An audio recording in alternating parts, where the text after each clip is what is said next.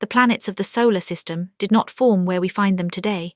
This is one of the great discoveries of modern dynamical astronomy, and it overturned an assumption held for most of the 20th century that each planet had circled more or less in its birthplace since the beginning. We ended the last chapter on a hint of it, the outward and back voyage of Jupiter known as the Grand Tack. In truth, the whole architecture of the solar system, the spacing of the giant planets, the small mass of Mars, the structure of the asteroid belt, and the intricate populations of icy bodies beyond Neptune, bears the fingerprints of migration, of planets that shifted by several times the Earth's distance from the Sun, dragging their gravitational influence across the system and scattering small bodies as they went. This chapter develops the physics of that migration, the language of orbital resonance that governs it, and the two great reconstructions of solar system history it has made possible. 3 independent lines of evidence force the conclusion that planets move.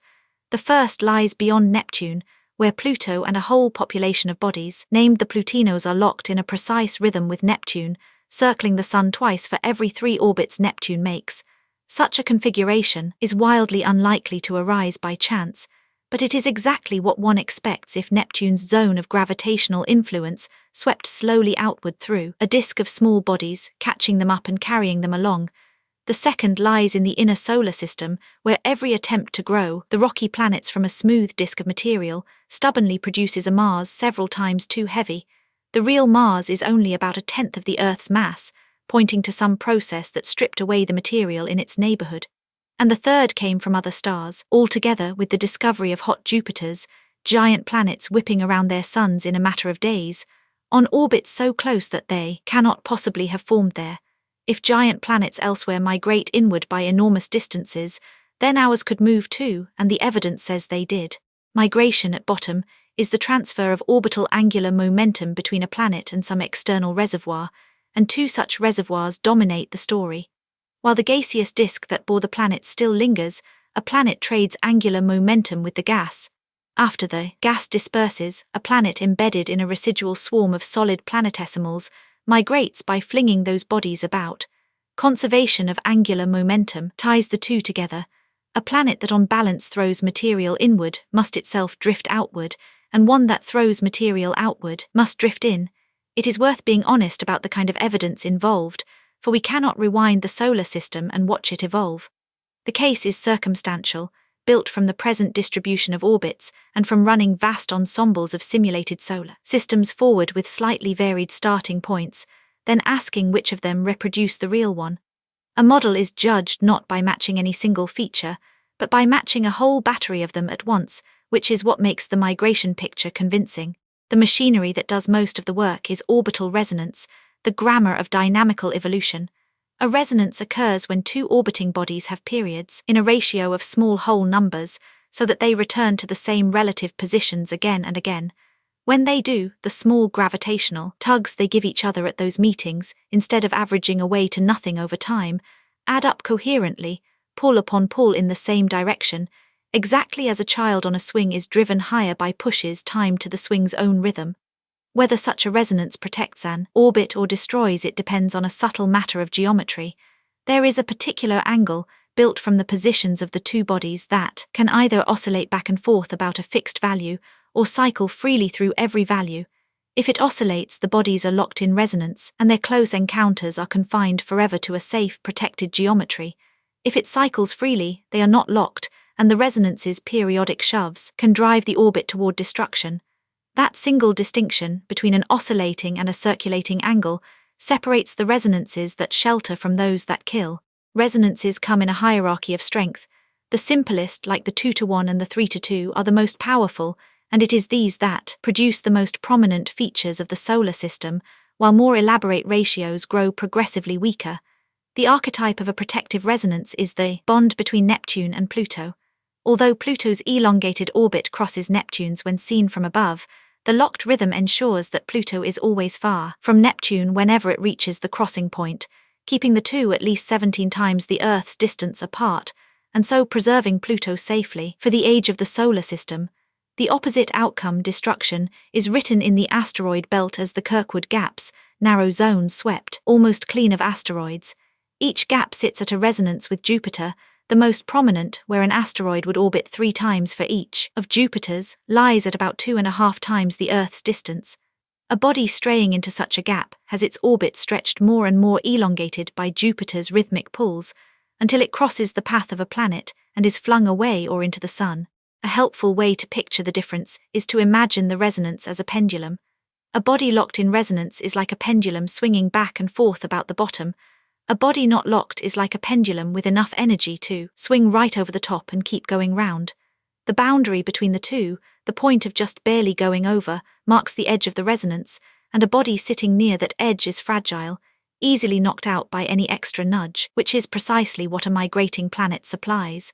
The most exquisite resonance in the solar system binds the 3 inner moons of Jupiter, Io, Europa and Ganymede, whose periods run in the ratio 1:4, so that a particular combination of their positions holds almost perfectly fixed. This lock forbids the 3 from ever lining up together, forces their orbits to stay slightly elliptical, and in doing so sustains the relentless tidal flexing that keeps Io the most volcanically active body in the solar system. There is a second, slower kind of resonance to reckon with. Beyond the fast commensurabilities of orbital periods, the orbits themselves slowly turn. In space, their elongated shapes gradually rotating under the averaged pull of all the other planets, over tens of thousands of years and more. When the rate at which one body's orbit precesses matches the natural precession rhythm of the planetary system as a whole, a secular resonance occurs, and it too can pump an orbit's elongation relentlessly upward. The most important of these governs the inner edge of the asteroid belt at about 2.1 times the Earth's distance, where an asteroid's slow precession falls into step with a rhythm dominated by Saturn. Bodies interior to that line have their orbits stretched until they cross the paths of Mars and the Earth and are swept away, which is why the main belt has a sharp inner boundary there. These slow secular resonances and the fast period resonances work hand in hand, and together they carve the belt into its observed shape, clearing some regions entirely and confining the surviving asteroids to the zones between. When resonances stand alone and well separated, motion is orderly and predictable. The transition to chaos is captured by a criterion of beautiful simplicity due to the physicist Boris Kirikov. Each resonance occupies a finite band of orbital sizes, a kind of island in the space of possible orbits, and the stronger the perturbation, the wider that island grows. As the islands widen, neighboring ones eventually touch and overlap, and once they do, an orbit can wander unpredictably from one resonance into the next, its motion becoming chaotic over the long run. The astronomer Jack Wisdom showed that the chaotic zone bordering one of the great Kirkwood gaps has exactly the width needed to match the observed gap, and that a test body placed there suffers sudden leaps in the elongation of its orbit that carry it onto a planet-crossing path within about 1 million years, short indeed against the age of the solar system, which is why the gap is empty today. Chaos in the solar system is not a metaphor but a measured, calculable thing, and resonance overlap is the mechanism that produces it. The same physics governs how closely 2 planets may orbit before their mutual resonances overlap, and their configuration turns chaotic. There is a law depending on the planet's masses that marks this boundary. Inside a certain separation, the orbits interfere destructively and the system is prone to close encounters, ejections and collisions on short timescales, while outside it motion can remain orderly for billions of years. This single idea explains a great deal. It explains why the compact, closely spaced arrangements that the giant planets are thought to have started in were only metastable, stable for a long while, but only until some slow drift carried a pair of them across a resonance and tipped the whole system into chaos. The deep lesson is that stability in celestial mechanics is almost never permanent. It is a question of timescale, and migration is precisely the process that, by slowly shifting the planets, can convert an arrangement stable for hundreds of millions of years into one that is not, unleashing a sudden and violent reorganization. With the language of resonance in hand, we can turn to the engines of migration themselves, the first of which acts while the gaseous disk still surrounds the young planets. A planet embedded in that gas raises spiral density waves in it, trailing arms of compressed gas both inside and outside its orbit, and these waves pull back on the planet. The inner arm tugs it forward and tries to push it outward, the outer arm drags it back and tries to push it inward, and because the outer pull is generally the stronger, the net effect for a modest planet is a steady inward drift. This is called Type 1 migration, and it is alarmingly fast, A growing core at a few times the Earth's distance can spiral inward in as little as 10 or 100,000 years, a mere moment in the disk's few million-year life. So fast is it that saving planetary cores from falling into the star before they can grow into giants is a recognized difficulty in the theory of planet formation, one that requires other, subtler torques or special sheltered locations in the disk to slow or reverse the drift. Once a planet grows massive enough, the character of its migration changes. Its gravitational grip on the surrounding gas becomes strong enough to push the gas away faster than the disk's own viscosity can refill the gap, and the planet clears an annular gap around its orbit, a clean lane swept through the disk. With such a gap open, the planet can no longer slide freely through the gas. It is locked to the gap, and can move only as fast as the whole disk itself slowly drains inward onto the star. This slower gap-bound drift is called Type II migration, and it is the mode in which a full-grown giant like Jupiter moves.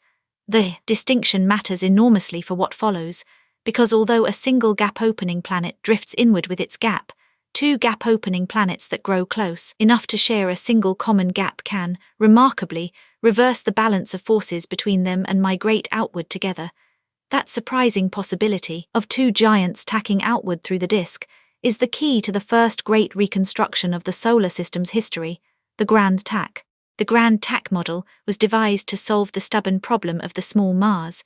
Simulations that grow the rocky planets from a broad disk extending out to Jupiter always make Mars far too massive because its feeding zone is richly stocked, and the Grand Tack removes that surplus by sending Jupiter on a journey through the inner system while the gas still lingers. In the scenario, Jupiter forms first and migrates inward, gap and all, to somewhere near the present orbit of Mars. Saturn, forming later and drifting faster, catches up and is captured into resonance with Jupiter, at which point the two giants come to share a single gap. The balance of forces reverses, and the pair tacks like a sailing ship coming about into the wind, and migrates back outward together until the gas disperses and leaves Jupiter near its present distance. The turnaround point, at about 1.5 times the Earth's distance, is the crucial tune detail. It truncates the disk of rocky building blocks at about the Earth's distance, starving Mars's zone while leaving the Earth's intact, and so reproduces the true large ratio between the masses of Earth and Mars. The asteroid belt provides a second, independent test that the Grand Tack passes handsomely. As Jupiter crosses the belt twice, once inbound and once outbound, it depletes it severely, scattering most of its mass away, but it does not empty it. Instead, it repopulates the belt from two very different reservoirs. On the way in, it scatters dry, rocky bodies from the inner disk outward. On the way out, it scatters icy, water-rich bodies from beyond the giant planets inward. The model thereby explains a long-known feature of the real belt, that its inner part is dominated by dry, stony asteroids, and its outer part by dark, carbon and water-rich ones, as the natural result of these two passes, and in the process it delivers water to the region where the Earth was forming. The belt that remains is left, depleted to a tiny fraction of its original mass and stirred onto the elongated, tilted orbits we actually observe. The Grand Tack is a leading hypothesis, elegant and wide-reaching, but it is not settled, and should be held as a strong candidate rather than a proven fact. When the gas is finally gone, a second engine of migration takes over, driven not by gas but by the leftover swarm of icy planetesimals beyond the outermost planet. Neptune, sitting on the inner edge of that swarm, scatters its bodies, and because it tends on balance to fling them inward toward the other giants, which eventually eject many of them, Neptune itself recoils outward, creeping steadily away from the Sun. As Neptune migrated outward in this way over millions of years, its resonances swept ahead of it, through the disk, capturing bodies and carrying them along while stretching their orbits. This elegant mechanism, worked out by the astronomer Renu Malhotra, explains at a stroke why Pluto and the Plutinos are trapped in Neptune's resonance and why their orbits are so elongated. They were caught up and dragged outward as Neptune moved. Here is the same resonance sweeping we met before, now seen as the very process that built the population of the outer solar system, recording itself permanently in the orbits of thousands of distant bodies. This planetesimal-driven migration was generalized, in a celebrated trio of papers in 2005, into a complete reconstruction of the outer solar system's history known as the Nice model, after the French city where much of it was worked out. It begins with the giant planets in a compact, closely spaced, nearly circular arrangement, far more tightly packed than today, encircled by a massive disk of some 35 Earth masses of icy planetesimals. Slow migration gradually spreads the planets apart until the pivotal moment arrives. Jupiter and Saturn cross a resonance in which Saturn's period becomes exactly twice Jupiter's. That crossing excites the elongation of both giants' orbits, which in turn destabilizes Uranus and Neptune, throwing the two ice giants onto wild, planet-crossing paths. They plow outward into the icy disk, scatter it violently across the whole solar system, and then, cushioned by the very debris they are scattering, have their own orbits gradually damped and rounded again, settling at last into the wide, calm spacing we see now. A brief episode of chaos, triggered by a single resonance crossing, thus reorganizes the entire outer solar system. Several details of this reconstruction deserve drawing out, for they recur in its later refinements. The rounding of the ice giants' orbits after their wild excursion is the work of dynamical friction, the collective drag exerted by the surrounding swarm of small bodies upon a massive one moving through it. Without it, the giants would be left on the eccentric orbits the instability produced, in flat contradiction with the nearly circular orbits we observe.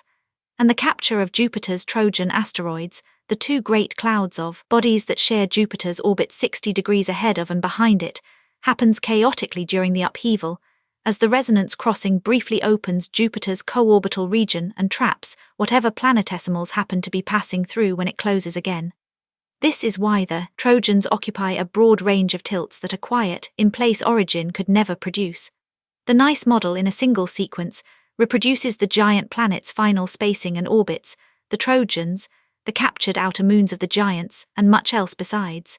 The nice model also offered a cause for one of the most dramatic and debated episodes in solar system history, the Late Heavy Bombardment. This is a proposed interval, around 3.9 billion years ago, during which the Moon and the inner planets are thought to have suffered an intense storm of large impacts. The idea arose from the Apollo lunar samples, whose impact-melted rock seemed to cluster in age near that date, suggesting a late spike in the bombardment rather than a smooth fading away since the planets formed. In the nice model, the giant planet instability need not happen at once. The slow migration acts like a long fuse, delaying the upheaval by hundreds of millions of years, so that the disks of asteroids and comets are destabilized and hurled into the inner solar system late, producing just such a spike. Yet the reality of a distinct bombardment is genuinely contested. Skeptics argue that the clustered lunar ages may be an artifact, most of the dated rock coming from a single giant impact, that which formed the Imbrium basin rather than from many separate ones, and the modern view has shifted toward a high but steadily declining bombardment rather than a sharp late cataclysm. The original nice model had a real flaw. If Jupiter and Saturn separate slowly and smoothly as they cross their resonance, the associated secular resonances sweep gradually across the inner solar system and stir up the orbits of Mercury, Venus, the Earth, and Mars far more than we observe. The cure is to make the giants separate not smoothly, but in a sudden jump, leaping across the dangerous commensurability so quickly that the inner planets are spared, and the most natural way to produce such a jump is to begin with one extra planet. In this 5-planet version, the solar system starts with 3 ice giants rather than 2, locked in a compact resonant chain. During the instability, one of them is scattered inward onto a Jupiter-crossing orbit, and then flung out of the solar system altogether by a close encounter with Jupiter. That single violent encounter makes Jupiter's orbit jump inward and Saturn's jump outward in one discontinuous step, exactly the leap needed to protect the terrestrial planets. Simulations that begin with 5 giants succeed far more often than those with 4, and the lost 5th planet, a Neptune-class world ejected into interstellar space, is, if it existed, long gone. Nowhere is the fingerprint of this migration clearer than in the Kuiper Belt beyond Neptune, which is not a smooth disk but a structured set of distinct populations, each recording a stage of Neptune's history. The resonant bodies, the Plutinos foremost among them, were captured and carried outward as Neptune's resonances swept through the disk, and they survive because resonance shelters them from close encounters with Neptune. Between the resonances lies the classical belt, and it splits most tellingly into 2 groups. The dynamically cold bodies, on orbits scarcely tilted from the plane of the planets, are the local, primordial population, formed where they now sit and barely disturbed, and they retain low tilts, distinctive red colors, and a high proportion of gently bound pairs. The dynamically hot bodies on steeply tilted orbits, were instead thrown outward and stirred up from closer in, implanted during the instability. That the fragile cold belt could survive in place while the hot belt was implanted around it is a stringent test that the jumping Jupiter history passes, and the beautifully layered structure of the whole region stands as the frozen record of Neptune's ancient migration. The same instability that sculpted the Kuiper Belt left its mark all across the outer solar system. It delivered the Trojan asteroids to Jupiter and to Neptune. It captured the irregular satellites of the giant planets, the distant, steeply tilted, often backward-orbiting moons that must have been seized from passing space rather than born in place, and it set the final elongations and tilts of the giant planet's own orbits. The scattered disk, whose bodies still swing out on great Neptune-coupled orbits, is the lingering residue of the same dispersal, and it feeds the short-period comets, while the far more distant Oort cloud, populated by bodies flung to enormous distances during the upheaval and then lifted beyond Neptune's reach by the tides of the galaxy, feeds the long-period comets. The two great reservoirs of comets are thus the long-lived tail of the very same scattering event that built the belt. The architecture of the outer solar system, in short, is not primordial at all. It is the frozen record of a dynamical instability, read today in the orbits of millions of small bodies. It is worth seeing how sharply this theory can place a body, with nothing more than Kepler's old law relating a planet's period to its distance. A body that orbits 3 times for each of Jupiter's orbits must, by that law, sit at about 2.5 times the Earth's distance from the Sun, and there precisely lies the great Kirkwood gap.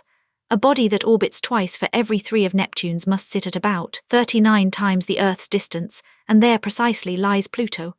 A single migrating planet, dragging its resonances through a disk, deposits bodies at these sharply defined distances and reads them back to us across 4 billion years.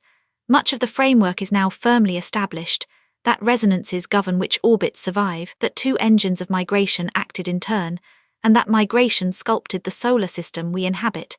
Yet real questions remain genuinely open: the reality of a distinct late bombardment, the exact timing of the giant planet instability, the fate of any ejected 5th planet. What is certain is the central claim. The solar system's architecture was not fixed at birth but shaped by motion, and its small bodies are the archive in which that long history is written.